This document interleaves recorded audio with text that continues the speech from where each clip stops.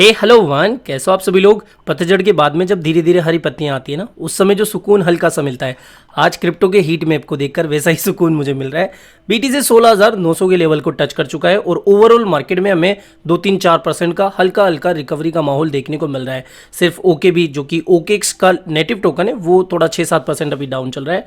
अगर बात करें हम हमारी कल की ट्रेड के बारे में, देखो कल काफ़ी अच्छे लाइक आए थे बट व्यूज़ नहीं आए थे, तो प्लीज़ लाइक कर दिया करो। लाइक करने में क्या जाता है, इस तरीके का अपसाइड मोमेंटम आए, वापस से रीटेस्ट करें तो भैया इसका जो टारगेट है ना, लगभग आप 17,900 या फिर 18,000 मान सकते हो। कल हमने डिस्कस करा था कि बीटीसी का ये जो सिमेट्रिकल ट्रायंगल बन रहा है ना, इसका हमें इस तरीके से कंफर्मेशन चाहिए कि यहां पर एक बार रीटेस्ट हो जाए, फिर यहां पर एक लॉन्ग बन सकता है। तो जिन्होंने भी 10x की लेवरेज के साथ में अगर ये पैटर्न का ध्यान रखते हुए अपना टीए करा होगा, तो लगभग इस समय वो 16-17% के प्रॉफिट लेके बैठे होंगे, ठीक है। और यहां पर अगर आप एमए को भी देखोगे ना, तो देखो एक बुलिश क्रॉसओवर आपको देखने को मिल जाएगा। फ्यूचर ट्रेड में मैंने आपको बताया ना कि जब 50 एमए को 20 एमए नीचे से क्रॉस करे तो यहां पर एक लॉन्ग बनता है। तो यहां पर 4 वाली चार्ट पर ये भी क्रॉसओवर हुआ था, साथ ही ये कंफर्मेशन, तो डबल कंफर्मेशन हमें मिली। इसके अलावा अगर बात करें हम इथेरियम के बारे में, तो इथेरियम का जो टारगेट है ना, वो लगभग हमारा अचीव हो ही चुका है। अब बात करें अगर मार्केट से आने वाली कुछ इंपॉर्टेंट अपडेट्स के बारे में, लेकिन उनसे पहले देखो टेलीग्राम को मैं कितनी बार बोल चुका हूं कि ज्वाइन कर लो।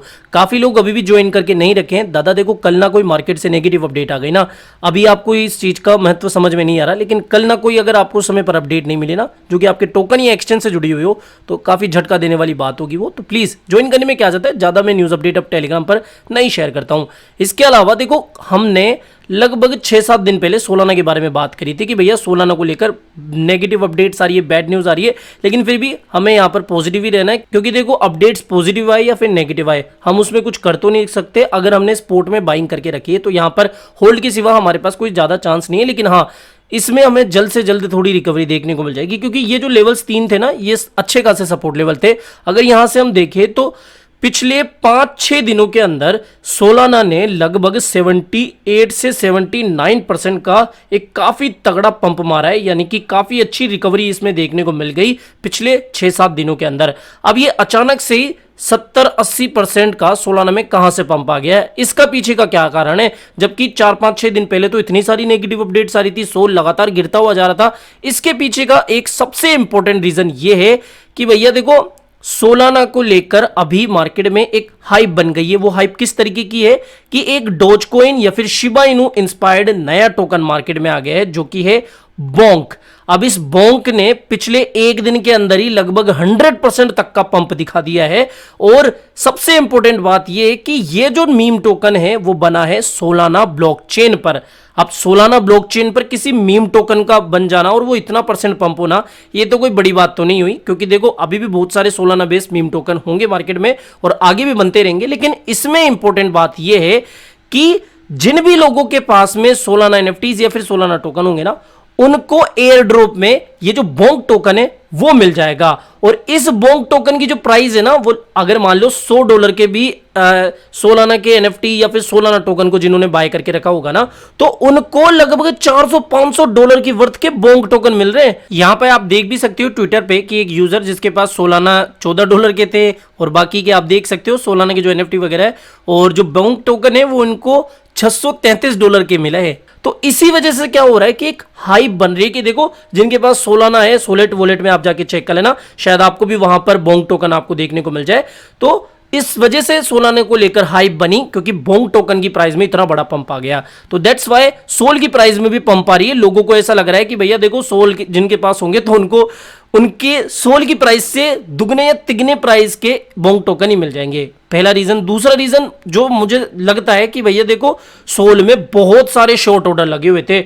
लगभग जो फंडिंग रेट थी ना वो -2 के आसपास आ गई थी, बहुत ज्यादा नेगेटिव फंडिंग रेट चल रही थी। तो उन शॉर्ट्स को लिक्विडेट करने के लिए थोड़ा सा गेम प्ले किया गया था वेल्स या फिर एक्सचेंजों की तरफ से, और इतना बड़ा पंप सोल में देखने को मिल गया, ठीक है।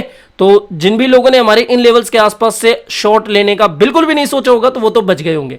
तो सोल को लेकर ये अपडेट है, सीधा सा मैंने आपको बता दिया कि इस बोंक टोकन की हाइप की वजह से जो सोल है उसकी प्राइस में पंप आ गया। इसके अलावा अगर मैं आपको कुछ मार्केट से आने वाली इंपॉर्टेंट अपडेट्स जो कि इंडियन मार्केट से आ रही है वो बताऊं, लेकिन इससे पहले अगर हम देखें ना, एफटीएक्स का जो सुनवाई थी वो कल हुई थी। मैंने वैसे अपने सेकंड चैनल पर इसको कवर कर दिया है कि जब वो कोर्ट में गए, कल इनकी हियरिंग थी। सुनवाई के दौरान देखो पूछा जाता है कि क्या आप अपने आप को गिल्टी मानते हो या फिर आप नॉट गिल्टी हो, तो इन्होंने बोला कि मैं गिल्टी नहीं हूं। तो कोर्ट ने क्या करा, कि इनके ऊपर ट्रायल लगाया या फिर इनके ऊपर इन्वेस्टिगेशन थोड़ी सी होगी। जब तक ये फ्री रहेंगे ये आराम से अपने घर भर में रह सकते हैं, और फिर 3 अक्टूबर की इनकी नेक्स्ट सुनवाई होने वाली है। जब तक ये आराम से फ्री है और पता नहीं तब तक ये मामला थोड़ा सा सेट भी कर दे। अब देखो जितनी नॉलेज मुझ में है, या फिर आपने भी देखा ही होगा, जब भी कोर्ट कचहरी का मामला होता है ना, तो कहीं ना कहीं कोर्ट कचहरी का मामला लंबे समय तक चलता रहता है। ये तो आपने सुना ही होगा, लेकिन भैया कोर्ट यूएस का है, इंडिया का नहीं है।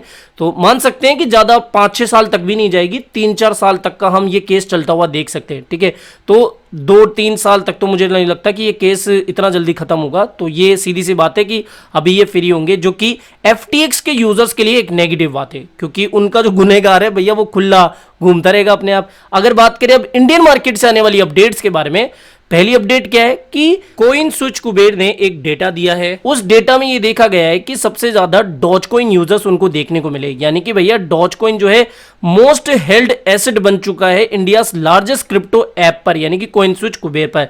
इंडिया लार्जेस्ट क्रिप्टो ऐप तो नहीं है वैसे ये, ठीक है, लेकिन हाँ कोइन स्विच कुबेर काफी जाना माना है क्रिप्टो एक्सचेंज है, तो इनके एक्सचेंज पर सबसे ज्यादा डॉज कॉइन होल्डर्स है। अगली अपडेट की बात करें तो कार मैन्युफैक्चरर जो कंपनी है मारुति सुजुकी, उसने अपना जो मेटावर्स का शोरूम है, मेटावर्स शोरूम एक्सपीरियंस जो है वो इंडिया में लॉन्च करा है। अब देखो मारुति सुजुकी भी कोई छोटी सी कंपनी नहीं है जिसको हम इग्नोर कर दे।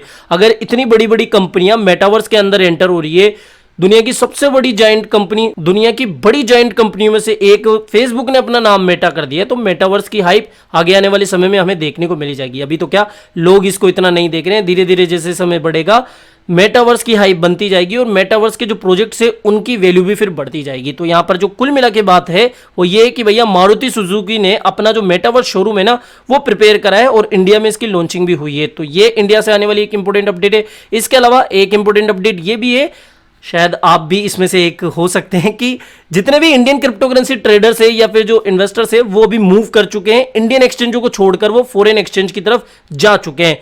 क्योंकि इसके पीछे का मेन रीजन सबको ही पता है कि टैक्सेशन। अब देखो जिनको पहले यूज भी नहीं करना आता था ना, बाइनेंस या फिर और दूसरे फॉरेन एक्सचेंज, वो भी अब धीरे धीरे यूज करना सीख गए, क्योंकि उनको पता है कि हमारे इंडियन एक्सचेंज या फिर देसी एक्सचेंजों पे रह के हमारा कटने ही वाला है, तो इससे बचने के लिए फॉरेन एक्सचेंज के ऊपर चले जाए। तो लगभग डेटा बता रहा है कि $3.8 बिलियन जो है वो फॉरेन एक्सचेंज के ऊपर शिफ्ट हुए, फॉरेन एक्सचेंज के ऊपर मूव हुए। तो कहीं ना कहीं ये डेटा भी बता रहा है कि देखो सरकार से या फिर हमारे इंडियन क्रिप्टो टैक्सेशन को देखते हुए लोग जो हैं अब फॉरेन एक्सचेंज के ऊपर जा रहे हैं। अब देखो हाल फिलहाल तो शुक्र है कि कोई TDS वगैरह जो फॉरेन एक्सचेंज है उनके ऊपर ऑफिशियली लागू नहीं हुआ है, लेकिन अगर ऐसा हो गया ना, वैसे मैं शुभ शुभ भी बोल रहा हूँ ऐसा ना हो, लेकिन अगर ऐसा हो गया तो फिर तो भैया तगड़ी गड़बड़ वाली बात हो सकती है। ठीक है, तो एक ये अपडेट है। इसके अलावा बात करें नेक्स्ट अपडेट के बारे में, तो वो अपडेट ये है, वैसे तो मैंने मॉर्निंग में ही इसको कवर कर दिया है, लोग आपको ये लेटेस्ट अपडेट बता रहे होंगे, लेकिन इसको भी थोड़ा सा टाइम हो गया है। लगभग 26-27 तारीख के आसपास की अपडेट है कि जो गवर्नमेंट है वो अभी क्रिप्टो और online gaming awareness campaign launch कर रही है, या फिर आपको जल्दी, क्योंकि क्या है इंडिया में बहुत सारे यूथ हैं जो कि क्रिप्टो करेंसी की नॉलेज नहीं रखते, फिर भी शिट कोइंस में या फिर बहुत सारे कोइंस में वो इन्वेस्ट कर देते। इसी तरीके से जो गेमिंग इंडस्ट्री है उसमें भी लोग बिना नॉलेज के, गाइड के आ जाते हैं। तो जो गवर्नमेंट है वो अभी अवेयरनेस कैंपेन चलाएगी जो कि क्रिप्टो और ऑनलाइन गेमिंग के ऊपर होगा। ठीक है, तो ये थी कुल मिला के आज की कुछ इंपॉर्टेंट अपडेट। तो आई होप दोस्तों ये अपडेट सारी आपको पसंद आई होगी। तो वीडियो पसंद आया हो तो डेफिनेटली वीडियो को लाइक करना है, चैनल आप ही का काम करते हो, चैनल को भी सब्सक्राइब करके रख लेना है। मिलते हैं जल्दी नई अपडेट के साथ। टिल देन जय हिंद, जय भारत।